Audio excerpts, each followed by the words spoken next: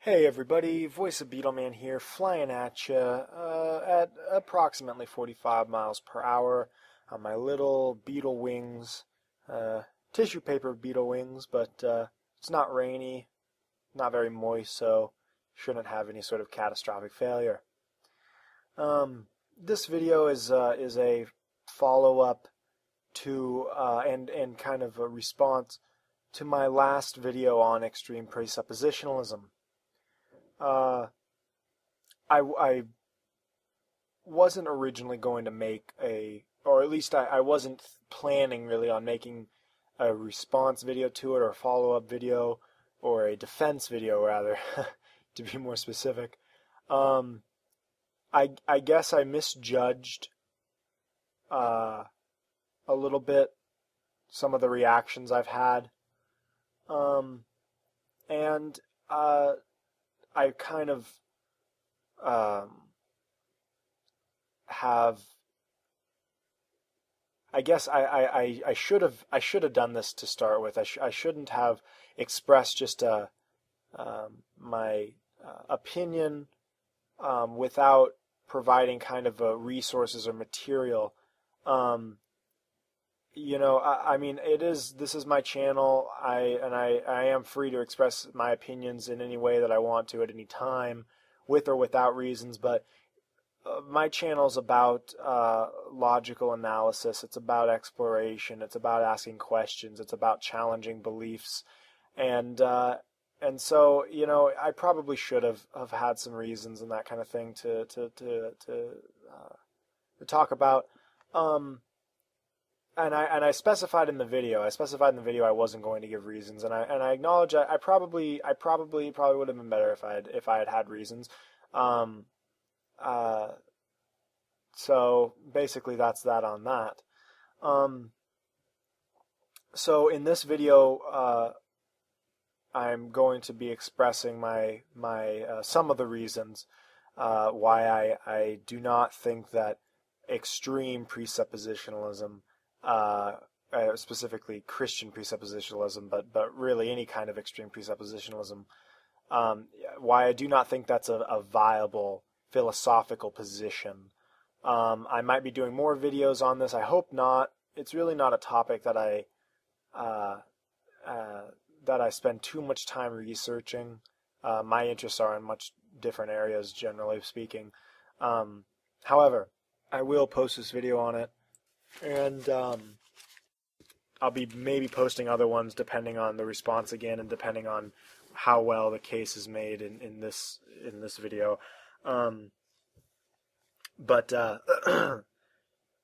Yeah, that's where I'm going to go. So first, I need to respond to some, I think, misconceptions on what my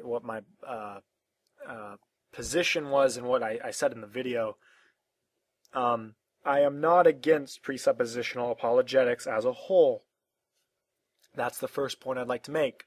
I'm against a particular brand of presuppositional apologetics, which I have titled extreme. That's why I said on extreme presuppositionalism, not on presuppositionalism. I am not against presuppositional apologetics in certain forms. I am against, however, forms, or a particular kind of form that exemplifies characteristics. That's also why I mentioned those other channels like Venom Fang X and those other individuals like Psi 10 Burgenkate, because I was not personally attacking them. I even said so in my previous video. I am not personally attacking these people. I am disagreeing with the viability of their epistemic system and their apologetic strategy. That's what I'm objecting to. I'm not attacking the person. I'm not saying they're idiots for believing that. I'm not saying Psi 10 is stupid. I'm not saying Venom Fang X is an imbecile. I'm not saying that they're not real Christians or anything along those lines. I'm just saying I think that their system, their philosophical worldview in that particular sense, is not viable. Or at least, at the very least, it's not as viable as other systems. But I don't think it's viable at all. Personally, I don't think that it's viable at all, as I said. So on to the case here against extreme presuppositionalism. And let me real quickly kind of try to define what I mean by extreme presuppositionalism. I mean by extreme presuppositionalism that that the presuppositional idea that the only way that the world is comprehensible, or reality as a whole is comprehensible, is through the lens of a particular kind of Christian worldview or Christianity. That the idea that any other worldview is self-refuting because it presupposes a particular kind of Christian worldview. Basically that's what I mean by extreme presuppositionalism.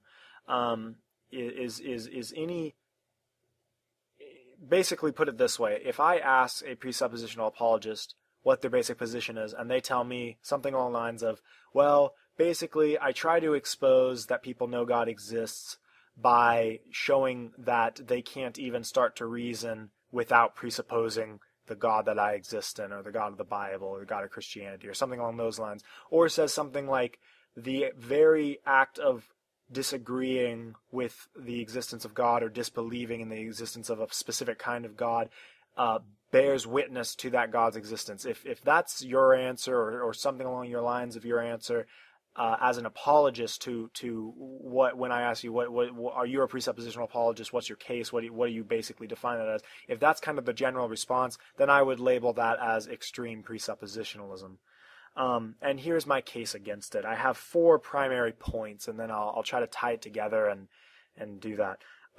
My first objection to it, my first problem with it is what I call the epistemic problem. According to the extreme presuppositionalist, knowledge is based on an agent who sometimes deceives people. Now, this ties into if you're a determinist or reformed to the degree that you believe that all your actions are either directly caused or indirectly caused / predetermined by God's will. So if you believe that, which I find that a lot of extreme, what I would title as extreme presuppositions, they believe that, or something very close to that, then you have to grapple with the fact that God sometimes deceives people. And in fact, even if you're not a predeterminist or a divine or a theistic determinist in any sense, you still have to grapple with the fact that in the Bible it talks about God not only allowing people to be deceived, but actually giving them over to their deceptions and that sort of thing. There's various verses about that. And furthermore, even if you deny the interpretation on those grounds on that verse, the problem still exists that the most extreme, in fact all extreme presuppositions I've ever talked to admit this, that it's at the very least possible for God to deceive you. An all-powerful being, it's possible that he could deceive you. Even if they believe he's not, it's still possible. So the basic problem is this. Knowledge is based, according to the extreme presuppositionalist, on an agent who sometimes deceives people, or at the very least is capable of deceiving people. How do you know that he isn't, in fact, deceiving you? If you answer something like, because I just know, because either he revealed it to me or he told me so, something along those lines, well, then that just repeats the problem. Well, how do you know that he's not lying? Because that's exactly what some sort of deity that's lying to you or deceiving you would tell you, is that, no, I'm actually being honest. He would be telling you that. He would allow you to be deceived thinking he's being honest when he's really not. That's basic to the definition of deception. You're tricking somebody into thinking something when it's really actually not the case. It's something else. So that just gets back to the same problem. If you say, because he told me, or because he revealed it to me, or because I know from his word that he gave me, that just recycles the problem back on itself. If you say it's not possible that he's deceiving me from some sort of transcendent reason, because I've heard a few extreme presuppositionalists respond in something similar to that it's not possible, he has to be honest to his elect, or he has to be honest to whatever, blah, blah, blah, he gives his assurance if you're saved, whatever. Well, then that's not an appeal to the presuppositionalist, a hardcore or extreme presuppositionalist paradigm, that the idea that you have to start with God or presuppose God in order to get anywhere, because they're now not appealing to God or his word, they're appealing to either themselves, their own reasoning that's saying, oh, well, I know he's not lying to me or deceiving me because of this, logical deduction or whatever, or they're appealing to, and in the same kind of way, some sort of transcendent law, some sort of transcendent laws of logic or something, that it's not possible for God to be a deceiver in this context because of some logical law or part of something like that, which is not appealing to God anymore. It's appealing to some logical law that he has to adhere to. Now, you could then say, well, the laws of logic are outpourings or expressions of some portion of God's nature, his nature being logical. But how do you know that? The question goes back to how are you sure of this? And if you're appealing to some sort of logical reason or your own deduction, then that gets back to the second problem. And if you appeal to, well, God revealed that, or he revealed it to me, then you get back to the other problem. So it's sort of a Euriphros-style dilemma on, how do you know God's not lying? If you think he's not lying because he told you he's not lying, well, that gets right back to the problem. How do you know he's telling the truth about not lying? And if you reason that some other external reason or something external to God telling you is the case, some sort of logical self-deduction or group deduction or something along those lines, well, then you're not an extreme presuppositionalist anymore. You've given up your own axiom, basically, and your whole system has become flawed because you're not adhering to it. Anyway, that's the first problem. I call that the epistemic problem of extreme presuppositionalism. The second problem I have with presuppositionalism, extreme kind, and whenever I say presuppositionalism and I don't say extreme, just assume I'm talking about extreme, unless I specify otherwise, is called the ethical intuition problem. This is something that basically says, if everyone knows consciously that God exists, then most people are lying. That's based on the fact that all extreme presuppositionalists I've ever talked to, or at least almost all of them, all of the ones that I've really had any dialogue on this issue with, will say that anybody that denies God exists or says they're not sure if God exists or something like that, then they are being deceptive because they hold to the idea, the interpretation of the verse in various verses in the Bible, especially verses I think in Romans, that I forget if it's Romans or it's one of the Pauline epistles, that says that the things of God are plain to them and that sort of thing. Basically, they deduce that from that verse, their interpretation states that every person knows in a conscious sense that God exists. And so therefore to say, I don't know that God exists, or I'm not sure on the issue, or I don't think God exists, or I don't believe God exists, or God is a myth, or anything along those lines, anything that other than God exists, basically, they're lying, they're being deceptive. And this I call is the ethical intuition problem, because it completely violates all intuitions that we have about people and honesty. For instance, I have friends that are agnostic about God's existence. They're not sure, and they struggle with it all the time. Some of them are more atheistic than others, but some of them genuinely want to believe in God or wish that they could believe in God, but they're not sure about it, and they don't know. They don't disbelieve in God in the sense that they say God doesn't exist. Some of them even say, I think it's likely God exists, but I just don't know. I really am not sure on the issue.